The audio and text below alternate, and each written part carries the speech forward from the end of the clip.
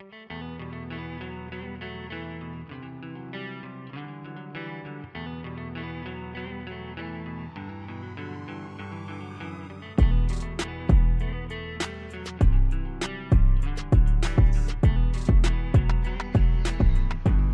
guys, Dark Desert Highway here with something that I've learned along the way of my relationship with the Lord.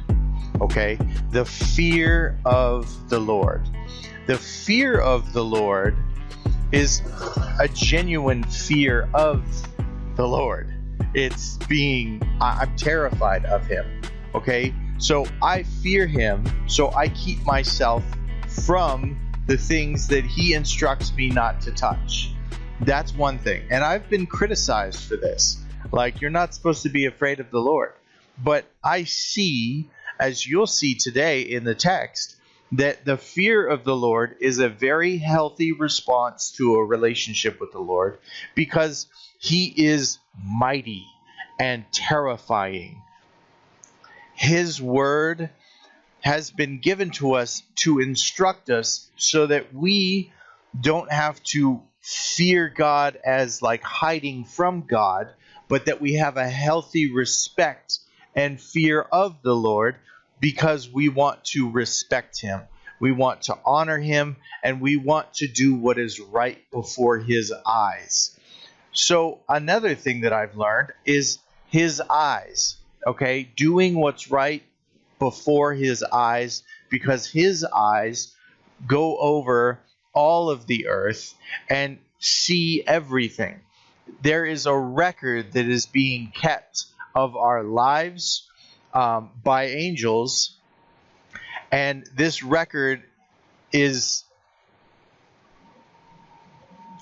standing against those who have not found salvation to their condemnation, but the record of our debt for those who are saved, it has been nailed to the cross so that we might come unto the Father through the sacrifice of the Lord Jesus Christ and what He accomplished on the cross. But a record is made. People are watching. Angels are watching us every day. Demons are watching us every day. There is a whole host of heaven that is poised to view the happenings of the world on a daily basis. And the Lord's eyes, everything is before the Lord's eyes. There is no darkness. There is no secret. There is nothing that He does not know. There is no room that you can find yourself in with a locked door, thinking that you're alone. You're really not alone. And this is a revelation that I've had because I've experienced the Lord. I walk around with the knowledge of the Lord on a daily basis. This creates a healthy fear that I would be commending my daily life to the Lord because I know that He sees everything. I know that there's a record. And what I do before the eyes of the Lord. So what I want to do is what is right before His eyes. That way I'm not terrified of a consequence that might come to me because of my behavior. And the consequence is real.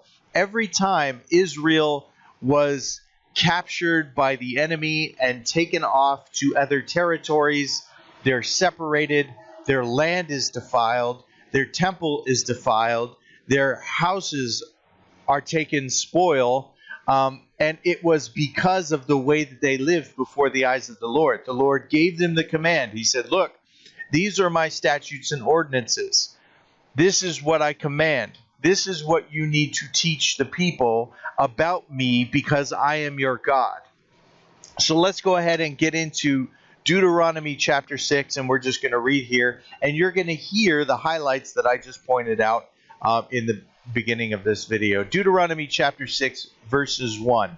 This is the command, the statutes and ordinances the Lord your God has commanded me to teach you, so that you may follow them in the land you are about to enter and possess. Do this so that you may fear the Lord your God all the days of your life, by keeping all his statutes and commandments I am giving you, your son and your grandson, and so that you may have a long life. Listen, Israel, and be careful to follow them, so that you may prosper and multiply greatly, because the Lord, the God of your ancestors, has promised you a land flowing with milk and honey. Listen, Israel. The Lord our God, the Lord is one. Love the Lord your God with all your heart, with all your soul, and with all your strength. These words that I am giving you today are to be in your heart. Repeat them to your children. Talk about them when you sit in your house and when you walk along the road, when you lie down and when you get up. Bind them as a sign on your hand, and let them be a symbol on your forehead. Write them on the doorposts of your house and on your city gates. When the Lord your God brings you into the land he swore to your ancestors Abraham, Isaac, and Jacob that he would give you, the land with large and beautiful cities that you did not build, houses full of every good thing that you did not fill them with, cisterns that you did not dig, and vineyards and olive groves that you did not plant. And when you eat and are satisfied, be careful not to forget the Lord, who brought you out of the land of Egypt, out of the place of slavery. For the Lord your God, fear the Lord your God. Fear the Lord your God, worship him, and take your oaths in his name. Do not follow other gods, the gods of the peoples around you. For the Lord your God, who is among you, is a jealous God. Otherwise, the Lord your God will become angry with you and obliterate you from the face of the earth. Do not test the Lord your God, as you tested him at Massah.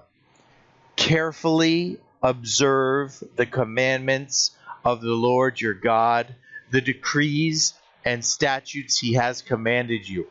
Do what is right and good in the Lord's sight, so that you may prosper, and so that you may enter and possess the good land the Lord your God swore to give to your ancestors, by driving out all your enemies before you, as the Lord has said. Now, when your son asks you in the future, what is the meaning of the decrees, statutes, and ordinances that the Lord our God commanded you, tell him, we were slaves of Pharaoh in Egypt, but the Lord brought us out of Egypt with a strong hand. Before our eyes, the Lord inflicted great and devastating signs and wonders on Egypt, on Pharaoh, and all his household. But he brought us from there in order to lead us and to give us the land he swore to our ancestors. The Lord commanded us to follow all these statutes and to fear the Lord our God, for our prosperity always, and for our preservation as it is today. Righteousness will be ours, if we are careful to follow every one of these commands before the Lord our God, as he has commanded us. So you can hear it. Fear the Lord. Do what is right before his eyes. Be careful to follow the commands. Do them and live. We must not only be hearers of the word, hearing the word, but not doing it. We need to be doers of the word, taking God's commandments and putting them in place in our lives, substituting what we would have done for ourselves to satisfy our own flesh, to satisfy our sin. but leaving those things behind and growing up in the knowledge of God, in the fear of the Lord. And He will fulfill His word in our lives. You can guarantee that.